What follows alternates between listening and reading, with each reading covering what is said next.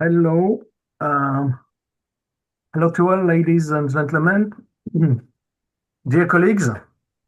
I'm Xavier Pasco. I'm the director of the Fondation pour la Recherche Stratégique, Foundation for Strategic Research, which is a think tank, a French-based think tank on international security issues.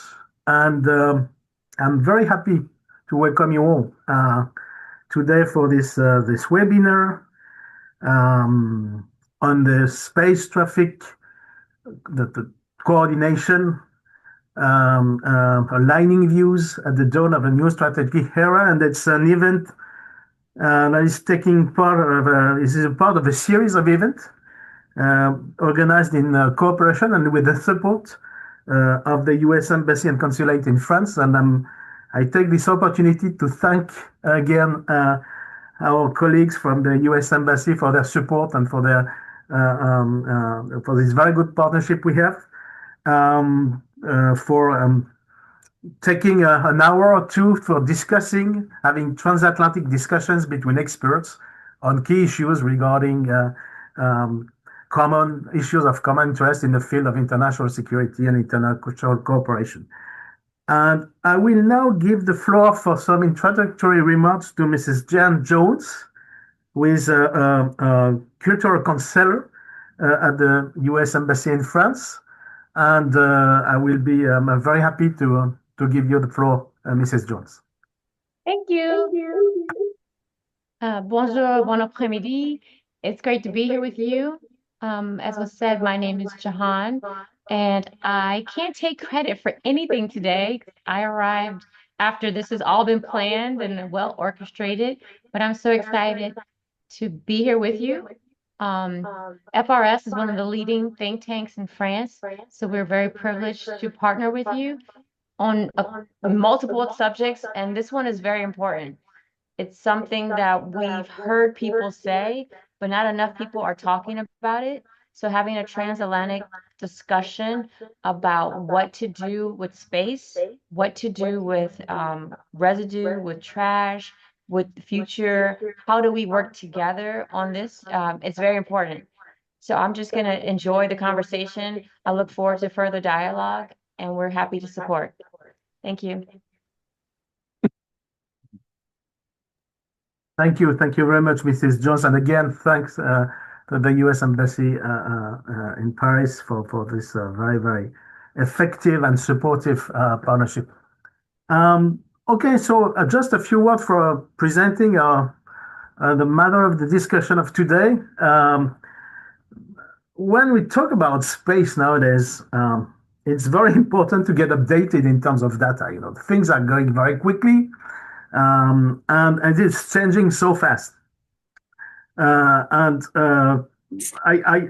have this figure in mind. You know, between 1957 and 2017, 8,000 satellites have been launched in history over the 60 years. And if you take the year 2023 alone, 2,800 satellites have been launched. That gives you the order of change of order of magnitude that we see in space. And in 2018, there was about something like 2,000 functional satellites in orbit. Today, this number has been multiplied by more than 6, with 12,500 satellites, functional satellites in orbit. So those figures is really to realize the tempo of the changes, and of course all the consequences we have for all of us in space and in finding new rules for coexisting in space.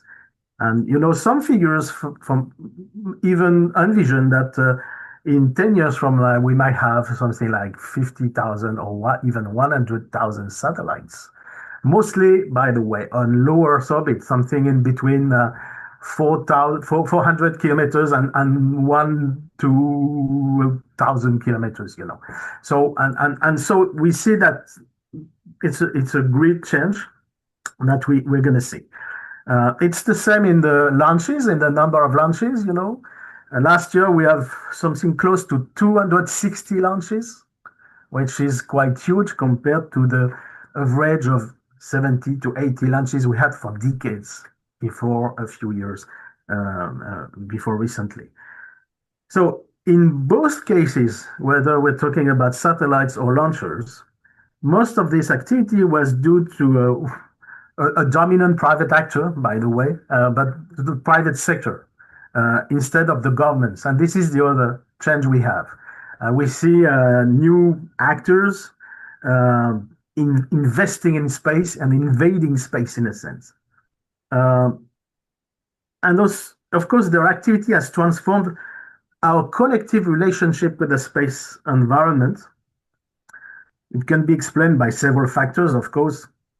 Uh, uh, from technology, we're talking about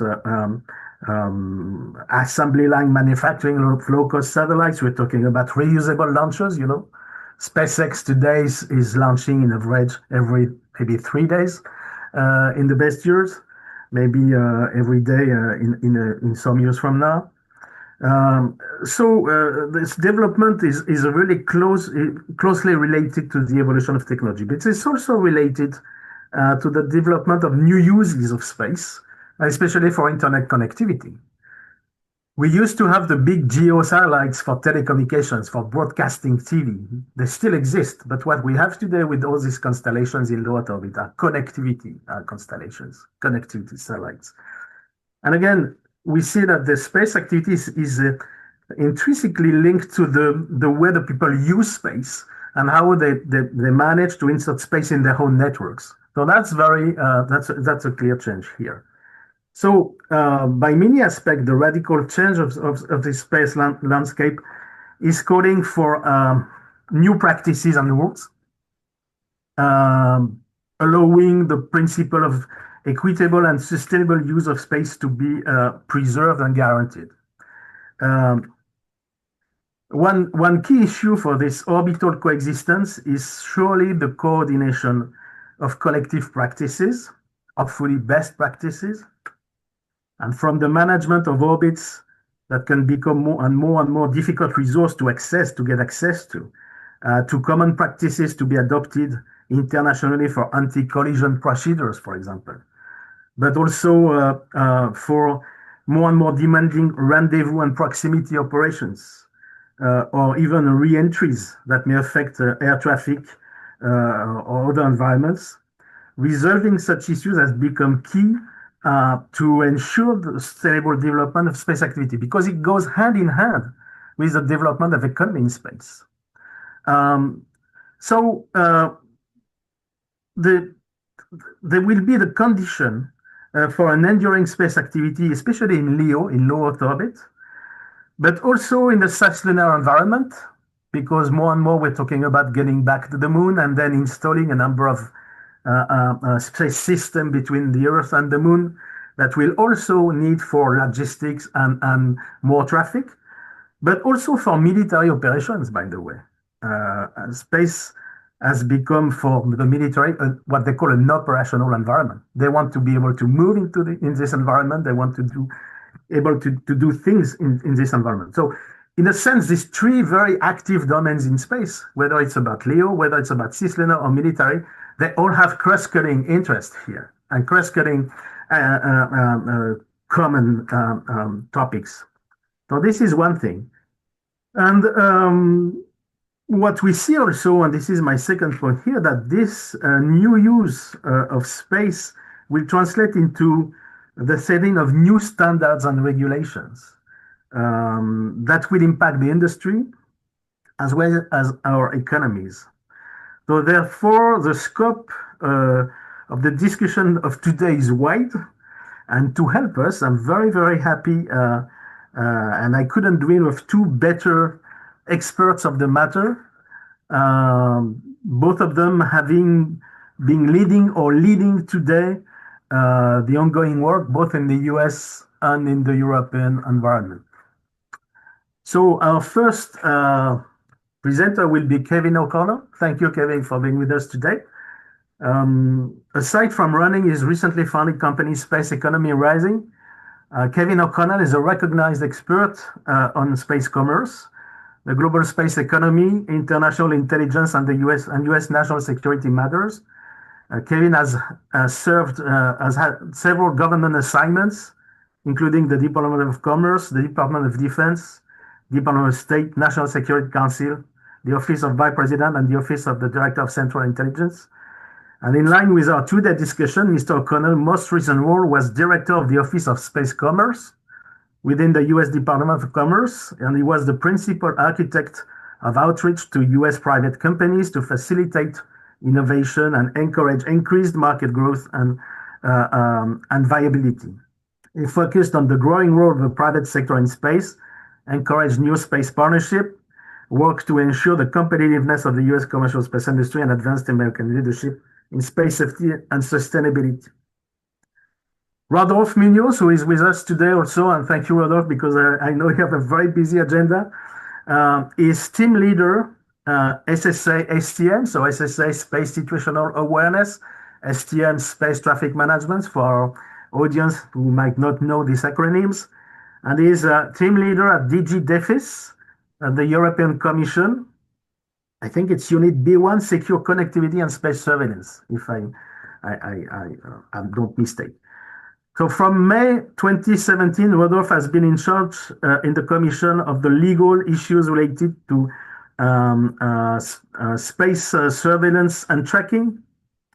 And since January 2022, Rodolphe has taken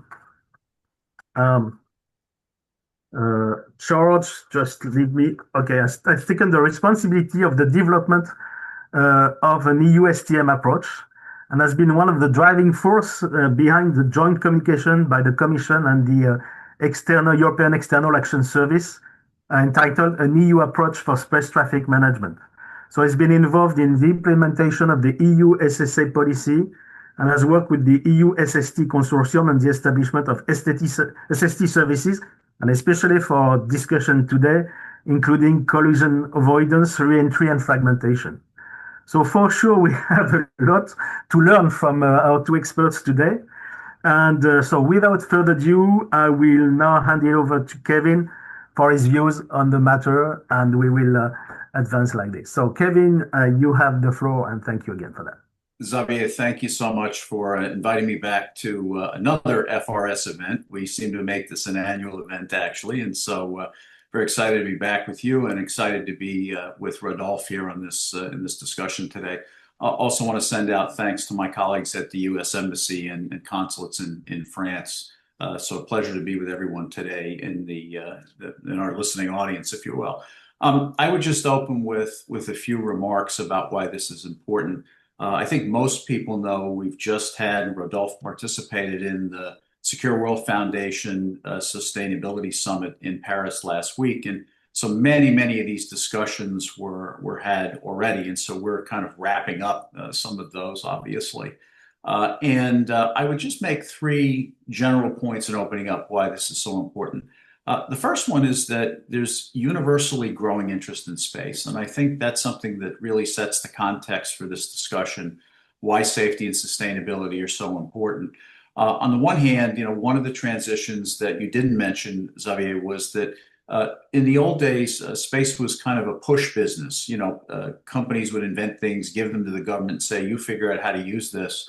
On the other hand, today we have so many more industrial sectors recognizing the economic value of space activities, in addition to the obvious national security benefits and challenges, which are growing many different ways. And so we see countries around the world really paying a lot of attention to this.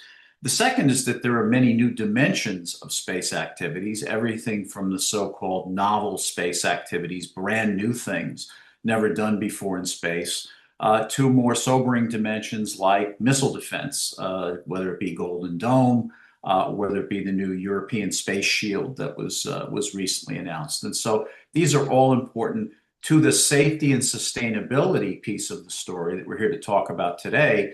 This just adds huge complexity. Both of those things add huge complexity that we're going to have to navigate together You mentioned the private capital aspects of this, and I would just simply say one of the positive dimensions that I'm seeing in my work is the private capital community is paying much more attention to things like orbital debris mitigation. 5 years ago, they might not have ever asked a question about this.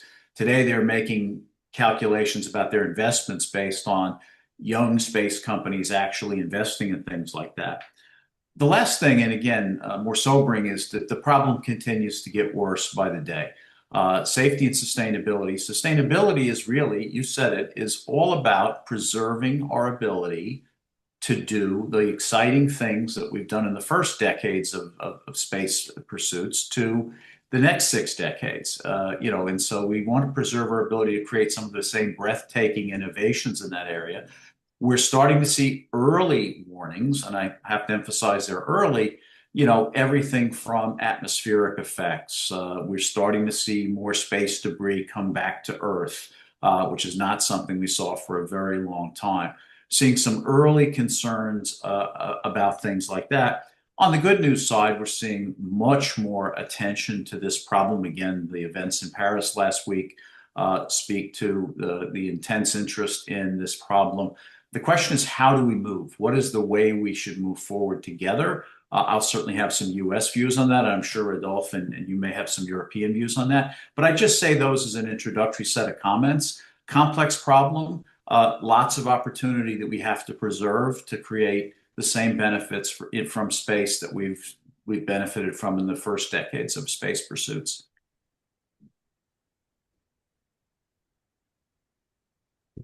Okay, thank you, Kevin, for this introductory remarks and for setting the stage, I would say, and there's a lot to say for detailing all this activity.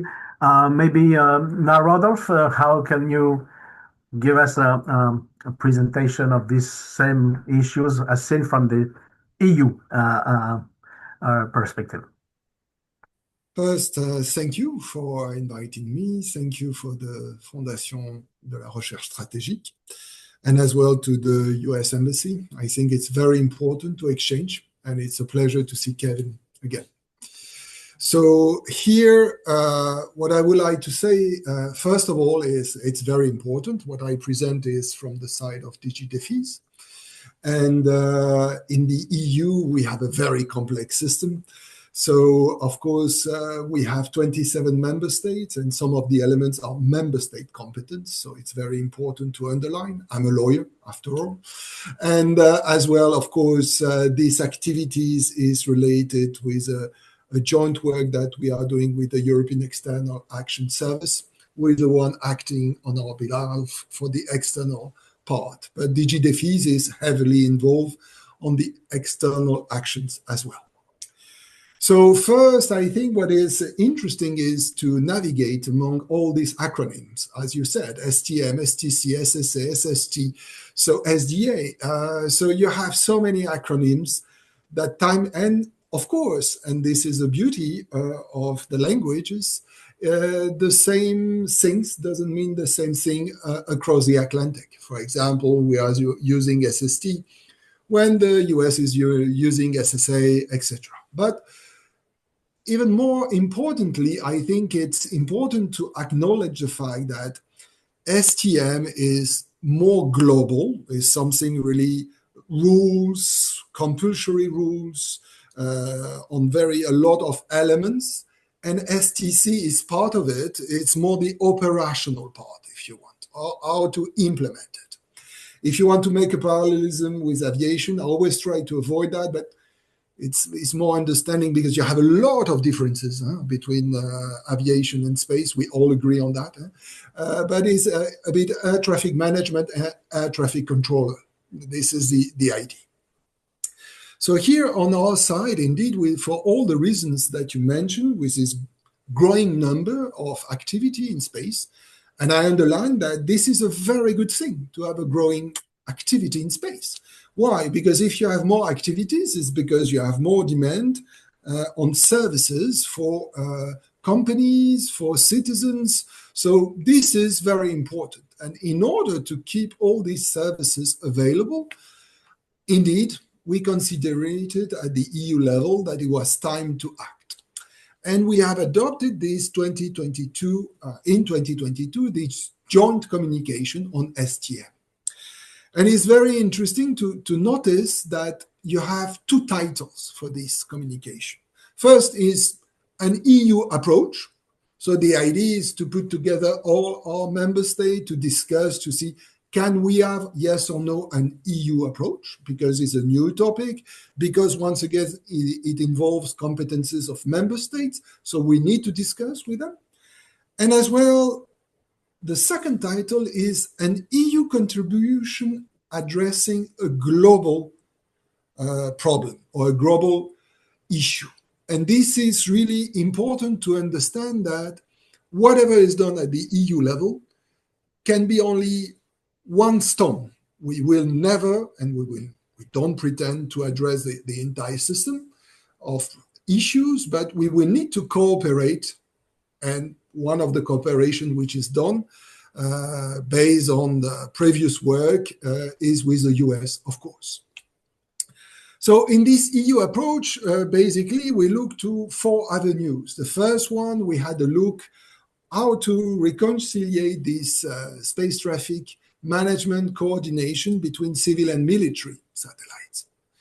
Then we had a discussion about the operational capability, because if you want to do air traffic control, you need to be able to see what's happening. And there we have the indeed EU SST partnership, where you have 15 member states, you have the USPA agency doing the front desk, and the Commission monitoring, and we are providing collision avoidance, re-entry, and fragmentation services. The third branch is the regulatory part, where in fact we are discussing from guidelines to standards, so how to develop new standards, because standards are necessary. And finally, very important, the international part, and there we insist on the importance to work with UNOSA and to work with everybody, but as well among our close partners, the US, as it is mentioned. So all these elements indeed brought us to push within the UN for other developments. Why? Because you can coordinate at the national level with the US, at the regional level with the EU, but after all, what you need to develop is a coordination of the coordinators, because otherwise it does not work due to the specificity of space. Indeed, satellites are moving and you need to coordinate. So this is very important, the work which is going on, and I will conclude on that, with the expert group creation at the 68th Scopios session in June 2025, with the Emirates having this expert group push and then adopted by everybody. It's a very exciting work with waiting for us. Thank you. Thank you very much, Rodolphe, and also for putting this also in the perspective of the international discussion. And indeed, the US and the COPROS and this expert group you mentioned seems to be key in there. So I have a number of questions, and I almost forgot to tell our audience that you can use the Q&R little button here, and I welcome and we will welcome your questions, and I'm sure we will have a lot. So I have some for our two presenters. I have a first question. It's interesting, the terms you mentioned, these acronyms. We're not talking about space traffic coordination. We used to talk about space traffic management. And indeed, it seems to me that it has matured enough so we can talk about, and it's a positive sign that we can talk about space traffic coordination, which means that countries are discussing between each other, each having its own, of course, interests, but also practices. And my question would be for you both, what do you feel is the level of discussion in terms of sharing practices, whether for orbital management, whether for anti-collision, etc.? Where are we today in terms of discussing, as seen from your place? And do you feel like we were on the right track, or do you feel like there's a lot of work to be done? I suspect there's a lot of work to be done, of course. But how do you see the trend? Maybe Kevin, on your side first, do you see any progress? I know the US have always been, in a lot of cooperations with, and especially with Europe, but not only with Europe, by the way, with other countries internationally. Sure. But how do you see this sharing of practices, maybe sharing of systems? I don't know where to put the cursor here. Right. No, it's a great question, Xavier. And I go back to Space Policy Directive 3 from back in 2018, which is often misunderstood. It was a whole of government approach that called, among other things, for strong international cooperation and leveraging of commercial capabilities. And so, what Rodolphe talked about in terms of the multinational approach to this, these are very important, but I think they move slower than perhaps the problem is moving. I think speed is a part of this story. And I know it won't surprise anyone that knows me that, I think there's a private sector dimension of this that we're not taking advantage of given the speed at which the problem is changing. And so I think that's part of the story. In terms of the levels of cooperation, I think there's been extraordinary cooperation. I think, even from my time at Commerce, early discussions with the EUSST and other European colleagues on the need to move. The question is, how do we move very, very quickly when it comes to the real sharing of data? I'm looking to the private sector to develop the best practices. Again, recognizing the multinational work is going to go on, but I want to see what best practices are in terms of how companies and governments actually talk to one another efficiently. We seem to keep having this discussion about whether this is an inherently government function or something else. It's got to involve both government and industry. There's no question about it. And both parties, if I can say it that way, both parties have a tremendous amount to contribute. The question is, where are the lines drawn in this? Because the private sector is actually looking at day-to-day operations and how they can best help others stay out of the way themselves on the safety issue, and then even think about the longer-term issues of sustainability. Perhaps for our audience, and I suspect most people know most of this, but there's sort of 4 clusters of activities we can talk about in the safety and sustainability bucket. The first is not creating new debris as you take off from the Earth. And again, even last week in Paris, and aside from that, there have been some interesting technical developments that actually help people not create new debris going up. That's the cheapest of the many solutions we can lay out. Second is we have to understand the space environment much better, what we are now calling SSA, SST in Europe. Actually understanding this perhaps would come back to us later, but that I've often seen this as a parallel to the way the satellite imagery world actually evolved. And so that's not for now. But third, an international coordination mechanism. I think the US-EU conversation about this is emblematic of what does have to take place on a much broader global level with, say, for example, our Five Eyes partners, with Japan, with other colleagues, interested parties.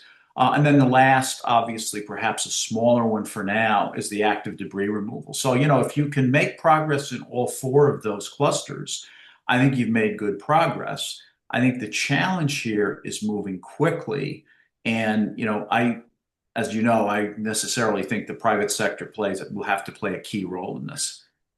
Yeah, thank you. And I'll go back to you after Rollo on this private versus public thing, because that's at the center of the issue. And Rodolphe, how do you see on your side from Europe this data sharing trend, how things are going to get better, improved, or difficult? How you can see that from your hand? So, okay, I will come back on this involvement of industry versus government, or for me, they go hands to hands. So it's very important.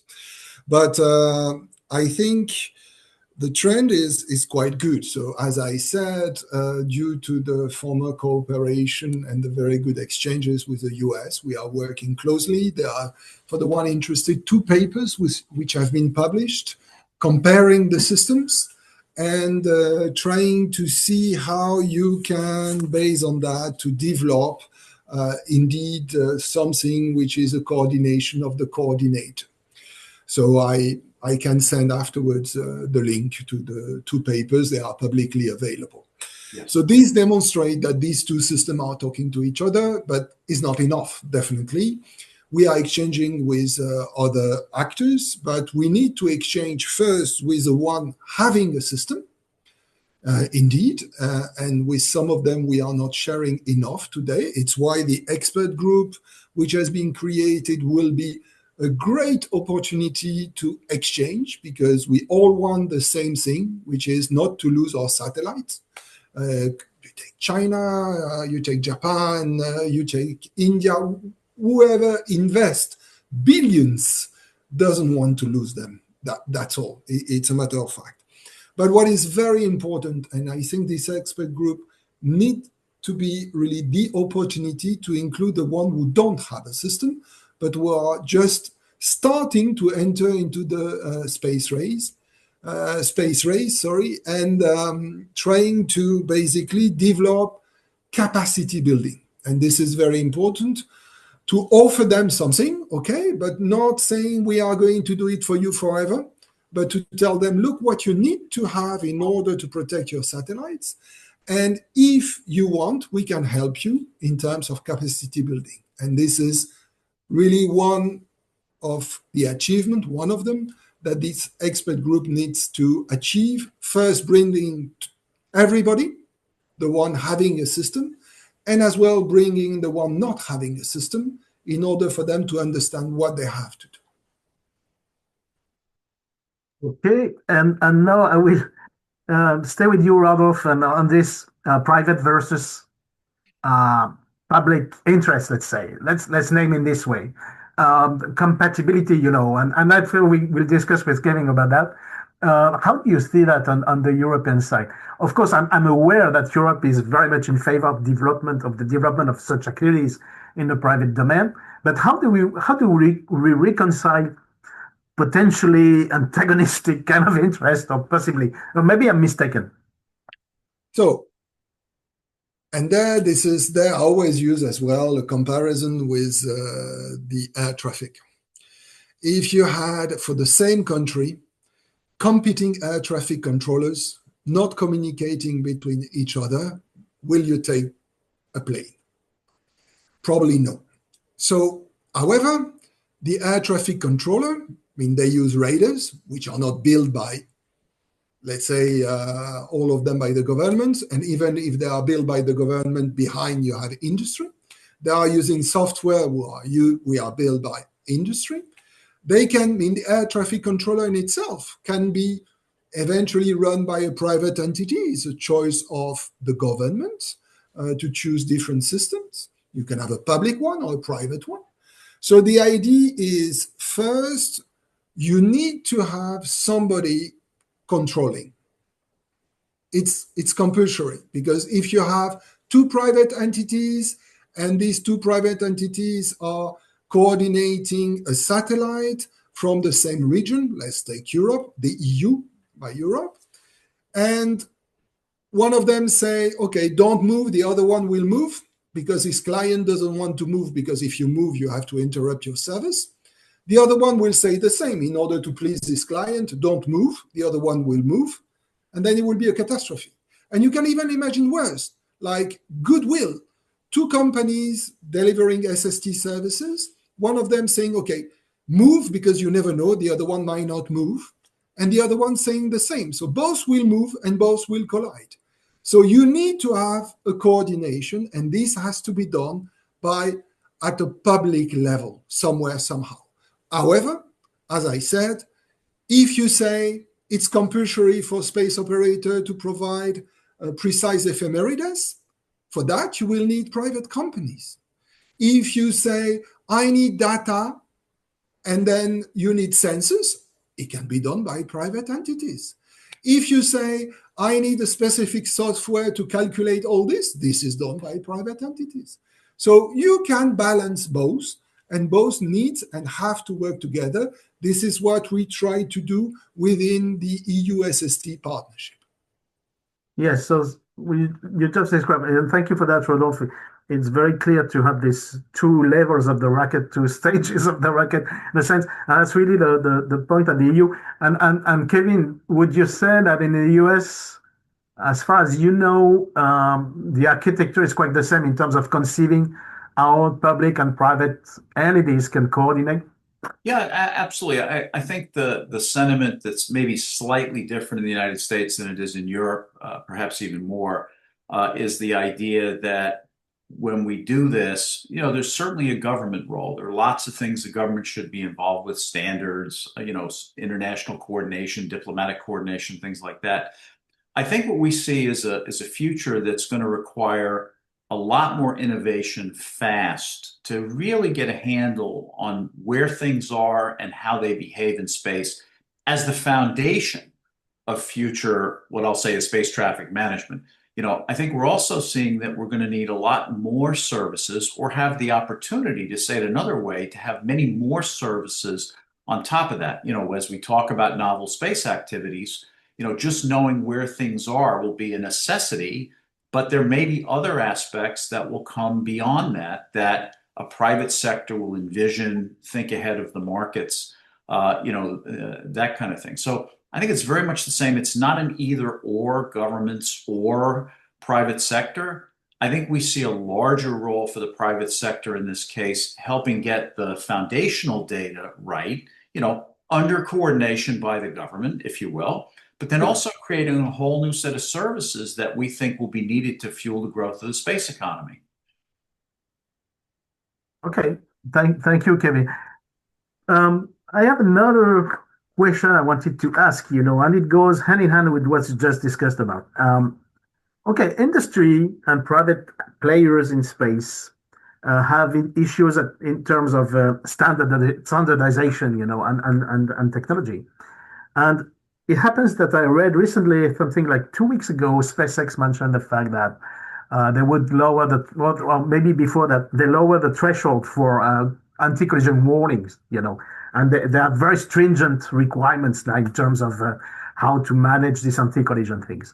And what struck me then is the fact that it seems like each private player seems to be his own regulator in terms of the rules he wants to apply to himself. How do you see this evolving? Because indeed here, and you mentioned, Rodolphe, that you have and have-nots in terms of space capabilities. And of course, the haves will have the edge in terms of Sure. creating the rules. How do you see that in the future? I mean, and we keep in mind that in the background that the governments are, of course, attentive to all this. But how do you see that playing with it overall? Kevin, maybe. Oh, so I'll say, those that are first to market obviously have some advantage in helping dictate the rules. They don't only dictate all the rules, but they help do that, obviously under licensing requirements and things like that.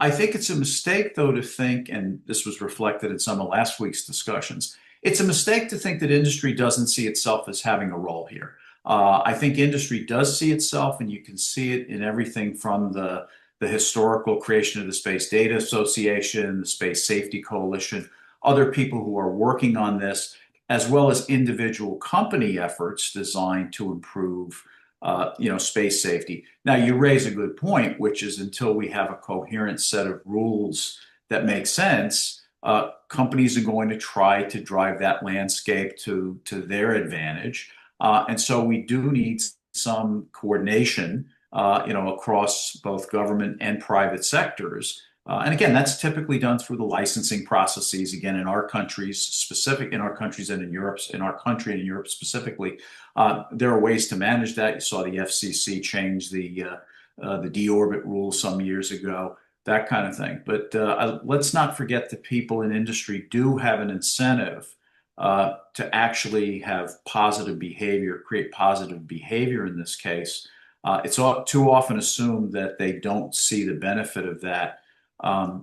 I like to think of this, sometimes I've spoken about this like the way we thought about cybersecurity a decade ago. A lot of CEOs would say, well, I'm not going to do anything. I'm not going to spend a dime on cybersecurity because the government is going to take care of this for me. Okay. That didn't turn out that way, and I doubt it's going to turn out that way here as well. enlightened CEOs are going to recognize they have a self-interest in paying attention to these kinds of issues within their own business models. And you will start to see more positive behavior, partly shaped by government, but partly shaped by their self-interest as well. Yes, I feel like this incentive part of things is very key, and we might go back to this later in our discussion. And Rodolphe, on your side, how do you see this the role of industry in creating the rules by the simple fact that they are, dominant at some moment in time in a technology, and managing a huge constellation is not the same that only managing one or two satellites. So we have to. How can they, I would say the public entities can have a discussion with industry on this? Well, first, in order to regulate this big constellation, this is regulated in the nation where they are established. So this is the first element. That's true. That's true. The idea to have extraterritoriality application of the EU law. This is very important. However, it should be noted that we are working with EUSST, with these big constellations. I will not mention any of them. And they are quite, let's say, the good students of the class. Why? Because they have invested so much money that, of course, for them, it would be really catastrophic if they lose all their assets. So this is an element. However, what you raise as an issue regarding the threshold, for example, is very interesting because indeed, even if you try to coordinate between two systems, if you don't have the same threshold regarding a high risk, let's call it high risk. We are not at the EU level. We call them high interest event, but let's call it high risk. Then what will happen? Then for a coordinator, you will have suddenly an alarm ringing saying, oh, there is a high risk. And for the other, oh, nothing, because it's not yet done. So it's where I think it's very important to work, and the expert group will be there to compare the choices. Because why have you chosen this threshold? Explain to us. And even more, in order to calculate the result in order with applying this threshold, which software do you use? Because then you might have as well a different answer. So there is really a need to compare, a need to exchange in order to be sure that basically we are speaking the same language.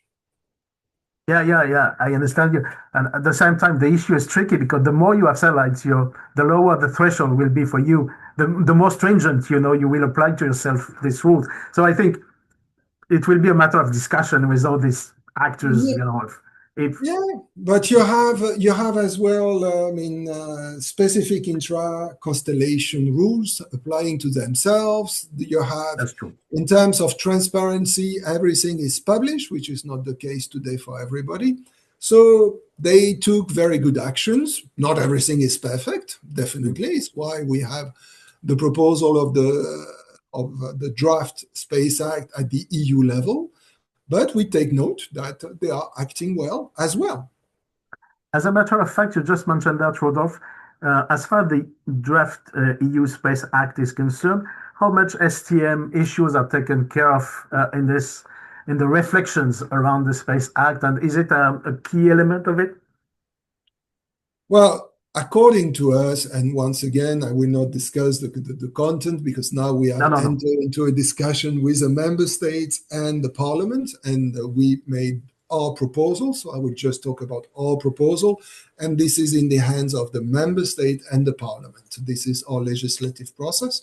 But indeed, this is the root of the space traffic management to decide, for example, of the obligation to register to a collision avoidance entity, only to take one rule, to have as well the same rule over the 27 regarding how long after the end of your activity you need to re-enter, etc., etc. So this is indeed the foundation in order to be able to deliver space traffic coordination. I mean, today, EUSST is for free.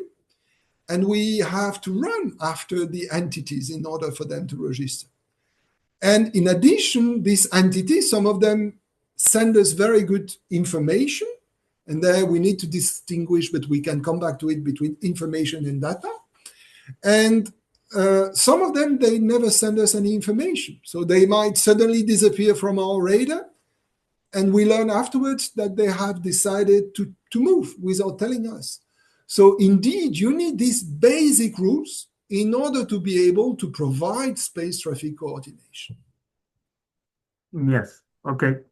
Thank you. Thank you, Radolf. I have a number of questions in the conversation, in the Q&A, but I will go back to these questions. Just 2 points, maybe additional. We mentioned the military at some point. How does it fit with the military? Because I know that, it's, of course, the military have their own world, I would say, their own universe. And how, on your side, maybe, Kevin, how do you see how military can fit with this kind of rules? Sure. Well, the first point I would make, Xavier, on this is that the military will benefit from increased safety just like everybody else will. That's the obvious point. The audience will remember that embedded in Space Policy Directive 3 was the idea that the civil safety mission would transition from the Department of Defense, which had done that mission for decades, as an adjunct mission, sort of not something that they were asked to do initially. And I would say that the case for doing that transition is as compelling today as it ever was, given the complexities of military activities in space. And so there's no doubt that transition has to take place. There are additional benefits to having a civil space safety system, transparency of data. You mentioned it, or Rodolphe mentioned it. It's quite interesting to see. And with some melancholy, I'll remind you, you wrote the French chapter in our book 25 years ago. And what we're seeing is a newfound transparency in space that's created mostly by commercial actors. There hardly a day goes by these days when somebody's not looking and showcasing the capability of another country.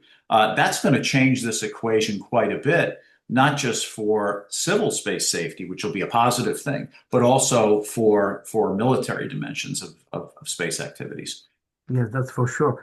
On your side, and I understand, Rodolphe, that it's really up to the member states to to have this reflection, and that's for sure. But that's also, that's de facto something that exists and that has to be taken care of. And I guess it's one of the challenges I see from your side. Yeah, so I have to say it myself as well. This is a purely member state competence, full stop. Absolutely. Very important. But indeed, we didn't hide behind our fingers saying, oh, this is a member state competence. It's why we have created, as I said, within the STM communication, the first action, really, the first one is to establish a civil military requirement for STM.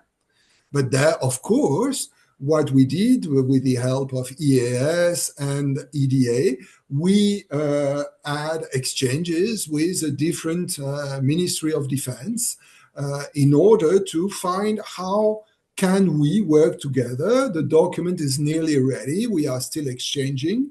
But indeed, it was necessary. What could be the basics? And once again, parallelism between air traffic management, air traffic control. You have planes which are military planes. They use the same routes. They have special rights.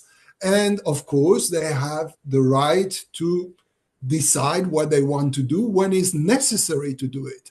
When they act in their normal capacity, do they need to change everything? This is a question. This is what we address. But there I just would like to underline what Kevin said. I think the military understood that their 5 billion satellites could be destroyed by 20K CubeSat if you don't have a good space traffic coordination. So they have all the interest in order to ensure that. That may be a dilemma sometimes, but of course, you're right. Obviously. I will now address the questions from our audience. And the first of it being posed by Victoria Sampson. Hello, Victoria. We were together last week. Um, the question reads, how does the shakiness of the US track's future affect European plans to continue to coordinate amongst the coordinators? So maybe, Rodolphe, this one is for you. Well, first, I will not comment No, the no. current system in the US. I think everybody recognizes the need of tracks. And on our side, we are still working on the day-to-day basis with tracks. As I said, I mentioned the last paper, which was presented at the ERMOS conference between the EU-SST partnership and tracks. We were in the same panel with one of the tracks representative last week, and therefore I think something will go on. Like the EU system has evolved as well, but I think for the moment there is no changes, and I hope it will remain like that. But once again, I'm nobody to say what to do to the US. Very important. No, for sure. Thank you, Rodolphe. Kevin, how do you see the evolution? And so, being the first, you've been the first in charge in this in the US, and then Rich DeBello, and then another person now. Sure. How do you see the evolution? Well, so the administration, I'm obviously an outside private entity, but private person, but the administration clearly has a different view on the future of tracks, having zeroed out the funding for tracks effective, I believe, August 30th. I think that leaves open the possibility of some adaptation, looking for a plan B, if you will, on tracks, that might have different characteristics. I think one of the things that we see in this area, when we talk about systems like tracks, and it's not exclusive to tracks, is that government systems built for this purpose really are going to take too long to develop if they're done in a traditional government way. And I think, while tracks first took a cut because of a general cut across a number of federal programs, I think that's the second aspect of this. Again, my colleagues may disagree with me on this, but I think the intent of SPD3 was to drive a lot more commercial experimentation, a lot more innovation through privately funded commercial activities. And so it will remain to be seen. I know the Congress seems intent on preserving some piece of tracks that is there, but we'll see how that plays out as it goes forward. I think it will be a different system if, in fact, the administration agrees to go ahead and fund it. Thank you, Kevin. Now, another big issue, I would say, and I read the question here from Dominique Leguy. Hello, Dominique. You mentioned cooperation between US and EU. How does China act? Since you mentioned a push in the UN. I think the question also is about, well, there are discussions about space in the UN with the US and Europe on the one hand, maybe China, Russia on the other hand, with differences in terms of governance, let's say, and international law and all that.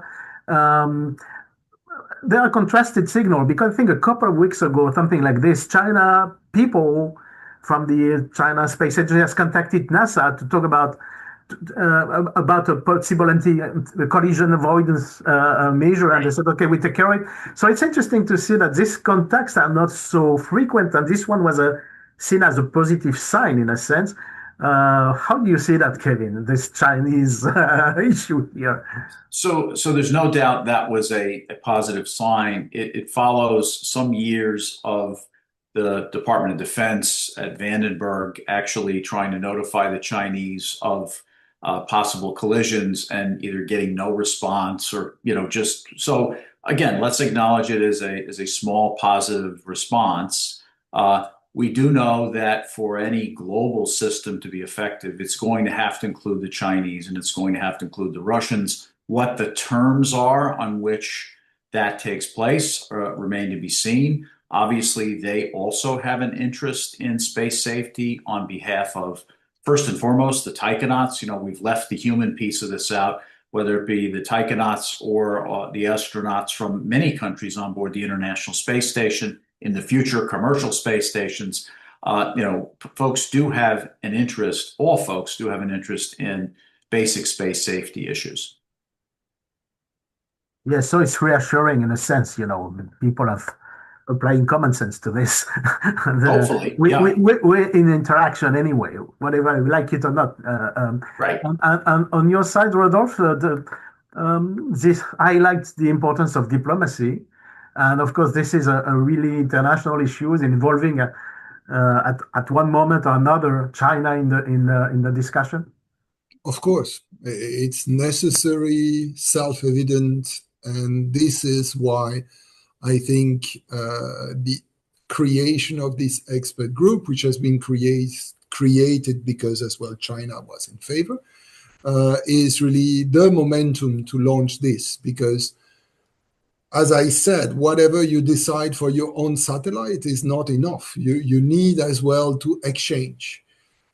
Can you exchange everything? This is something that we can discuss. It might create a lot of issues, but the only fact to have an address book of all the coordinators at the UN level would be enough already to solve many potential high risk event or high interest events. But it's very important, as I said, China, but as well all the new spacefaring nations, they need to join the table, because we are now in the verge to develop something, and it needs to be done by everybody, because as I said, the whole system will be as weaker as the weakest link. This is the point here. And with these dynamics in the background, just what you said, it feels like it, from my part, that one possibility would be to encourage technical communications, contacts, relationships, some sort of a bottom-up kind of thing that could be. Do you see that as possibly helpful? Because we're talking about laws, we're talking about directives, resolutions, and it feels like it's very top-down, all this. Kevin, you mentioned the rising importance of private industry and all that.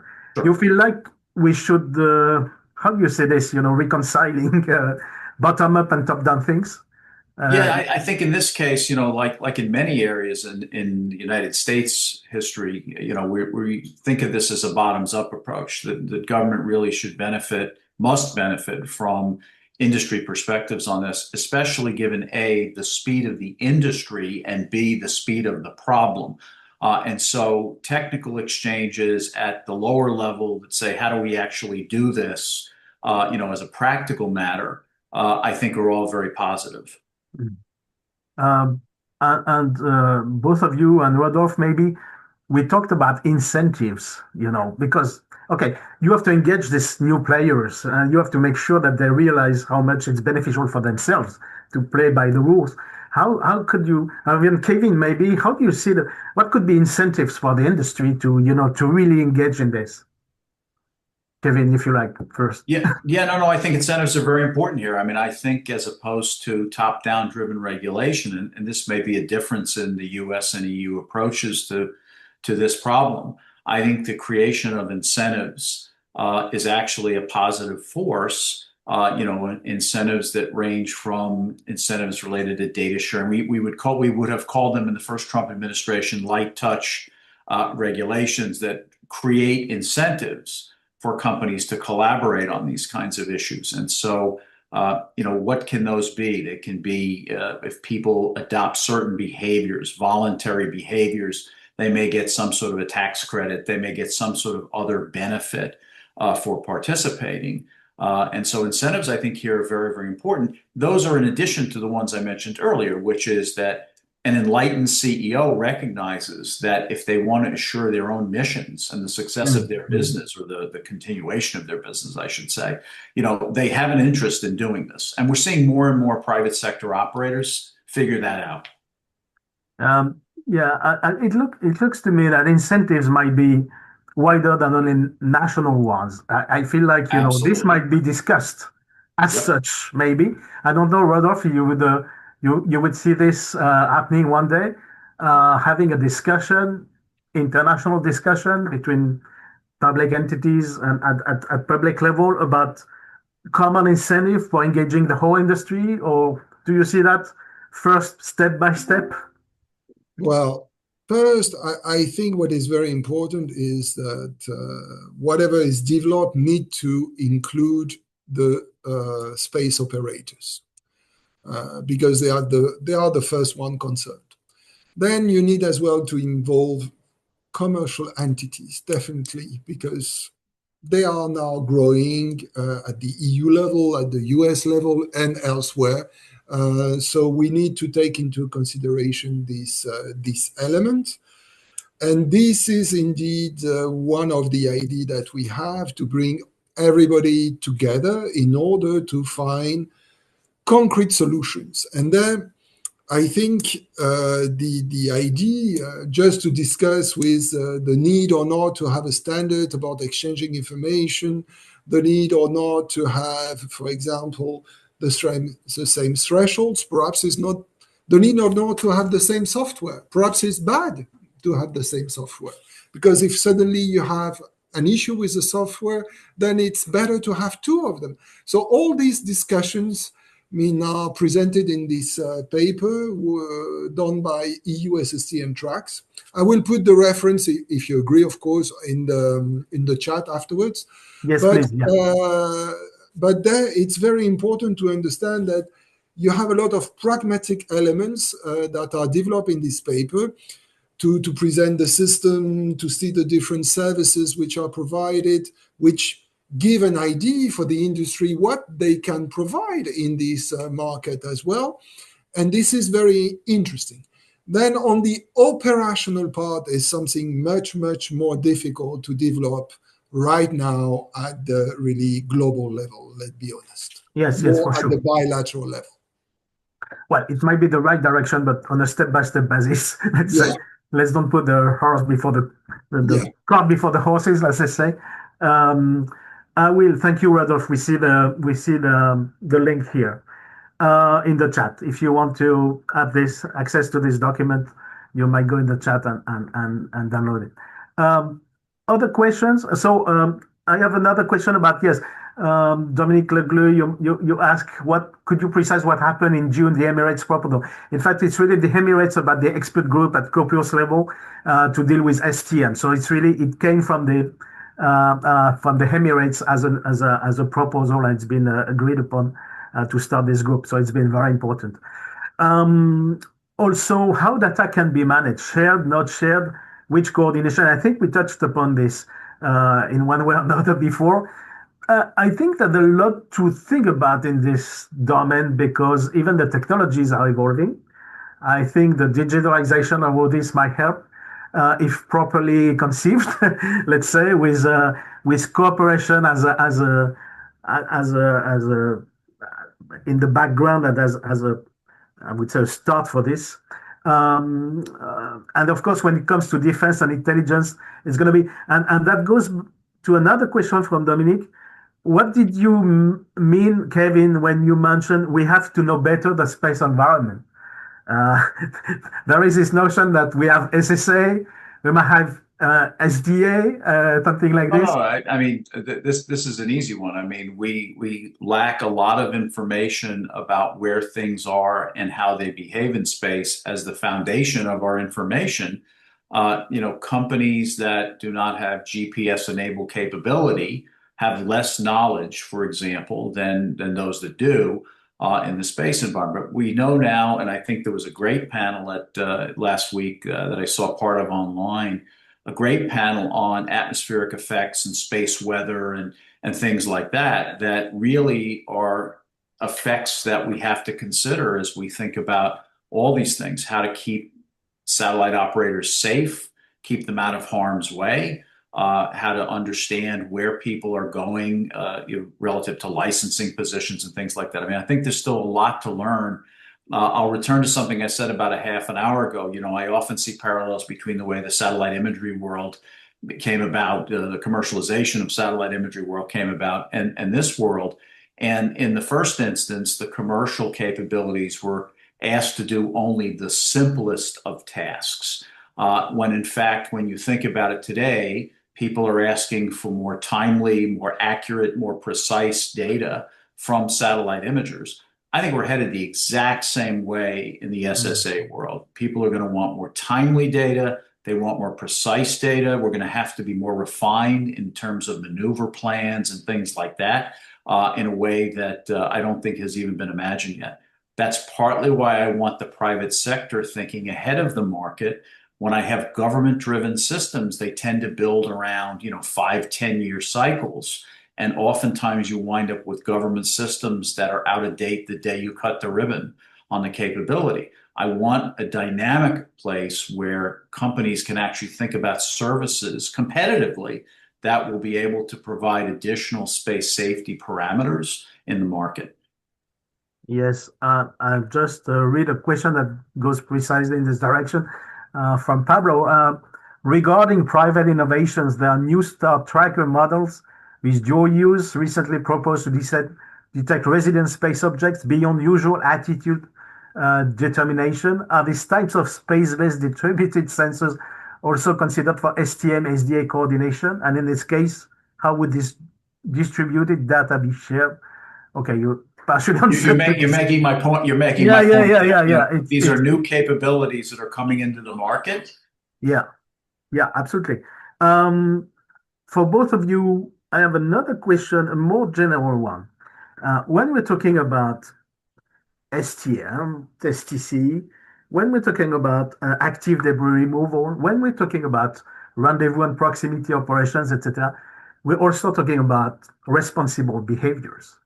And then it creates the link between this STM copious-like kind of debate with something more military immediately. So how is it an issue today for those of you, and you both are working on this STM issue? Do you see this as a difficulty, an immediate difficulty, or something that could be taken care of maybe later on in the process? Kevin, if you... No, so the way I think about this, Rodolphe has rightly spoken about the strengths and the limitations of the air traffic control argument. And I've never liked that argument for some reasons. And again, there's some pieces of it that are pertinent. There are other parts that are not. The maritime example here is actually historically interesting because it is a case where private sector entities actually developed, I'll say, best practices. They're not norms in any way that ultimately became codified. I think that's the world that we're living in, is that so many different things are going on in space that we need to understand what companies think are the best ways to stay safe. Again, they're self-interested in that. They have a self-interest also in working with others to make sure folks are safe. And then at some time, over time, the international cooperation aspect behind it actually can codify the ones that are the most important or the most effective, I should say. Yeah. I'm not saying you shouldn't do the top level. I'm saying that I think the dynamic change comes from the bottom-up input to multinational discussions.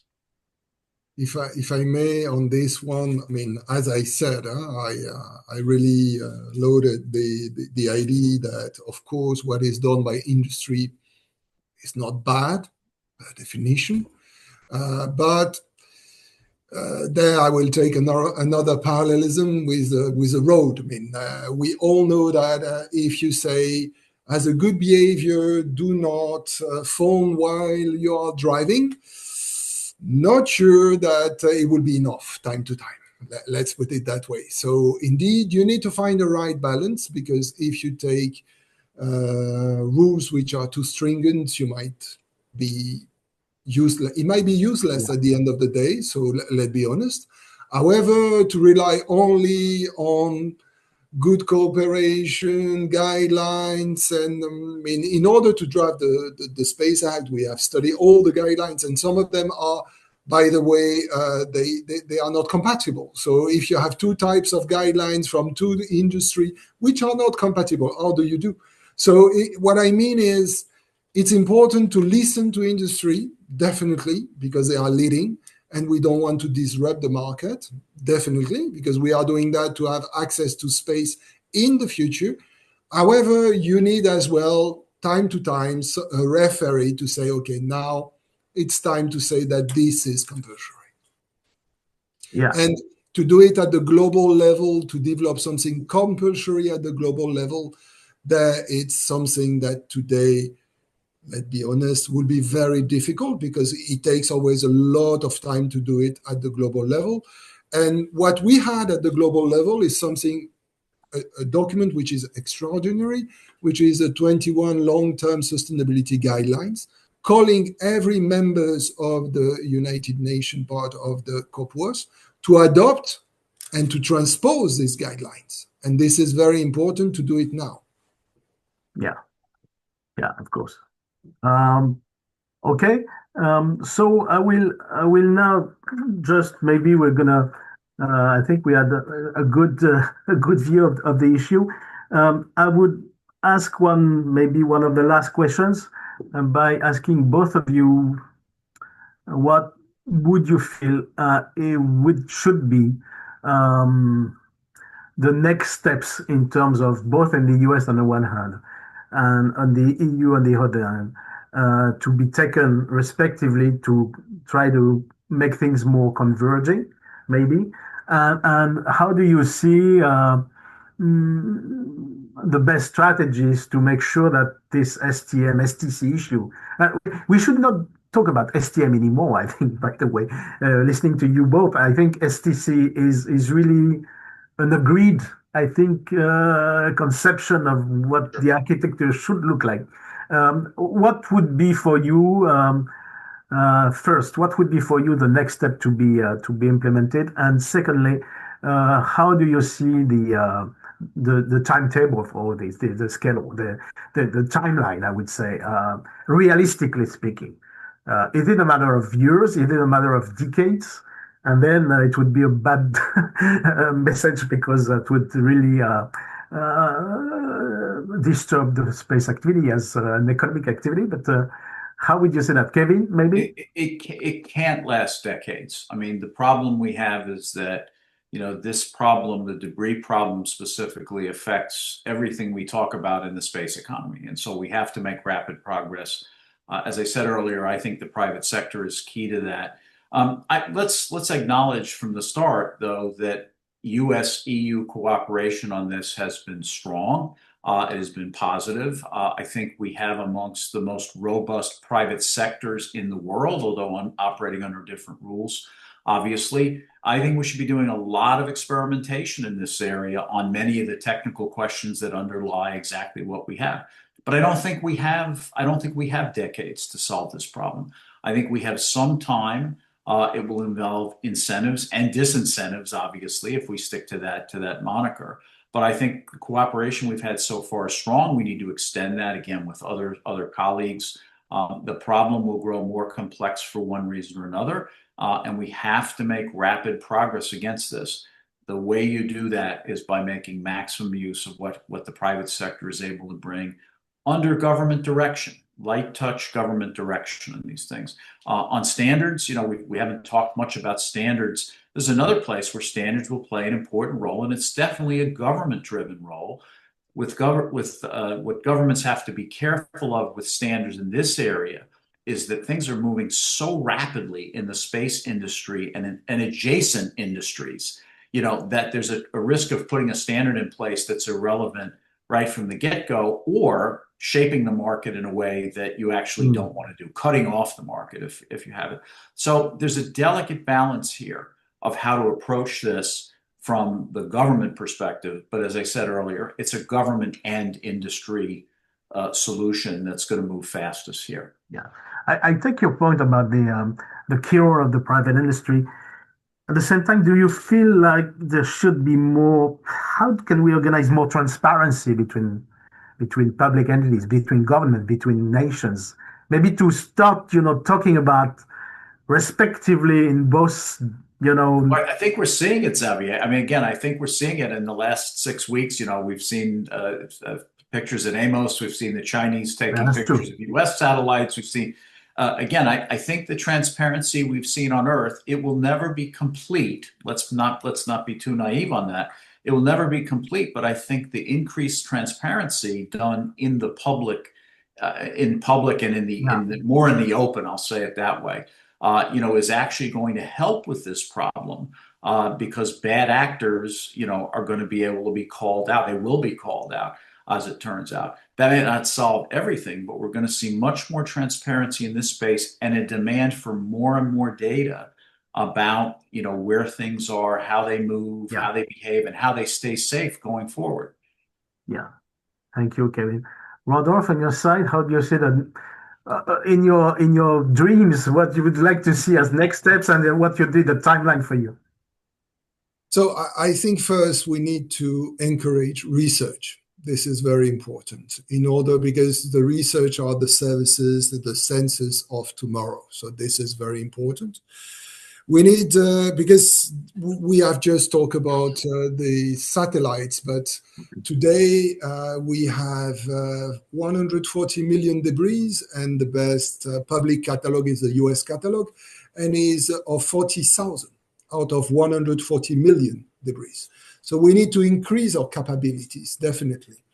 Then we need, I think, to take the responsibility to implement what we have considered as the long-term sustainability guidelines. I mean, they are the part Bs. They really list the obligation. Please send precise ephemerides. Please send your maneuver. Please register to collision avoidance. But these are guidelines for the member states. And now the member states of the UN needs to implement them, and this is very important. Finally, the expert group, if you have a look at it, has really a timetable with as well the Unispace 4, but basically the timetable is to reach something around 27, 28. And there are many ideas, and these will be up to the Emirates and as well to all the participants. But we have examples of cooperation at the technical level, such as, for example, the International Committee on GNSS, who has been a very good place where industry can participate, where member state expertise is needed as well, and regulators. But in order to make sure that we are protecting all of us, this common good, in order to have access to space in the future. Thank you, Rodolphe, and thank you, Kevin. I think with that we can. Okay, the subject is wide, and we could speak forever about it. But I think thank you, both of you, for the will to share your expertise with us, and also for this tour d'horizon. It's I like the fact that it touched upon a lot of different aspects that makes it complex, by the way. But I mean also that makes it very lively in terms of interaction with different communities. And I think it's very important to keep these interactions. So I would like to thank you very much for this. I would like also to thank our audience, who has been very faithful to our debate and very attentive, I understand. Thank you for the questions. And so I will be very happy to keep on discussing about these issues. And both Kevin and Rodolphe, we have many occasions to meet and to talk about that. So with this, I would like to thank you all and give you another rendezvous for a future discussion with our friends from the U.S. Embassy and at this FRS webinar. Thank you, Rodolphe. Thank you, Kevin. Thank you to all. Pleasure to be with you today. Thank you so Real much. pleasure. Thank you. Goodbye. It's been a pleasure also. Bye, everybody. Thank you for the questions. Goodbye. Thank you. Bye-bye. Bye now. Bye-bye. Thank you, Bye-bye. Kevin. Bye-bye. Nice to see you, Adolphe. Bye-bye, Jim.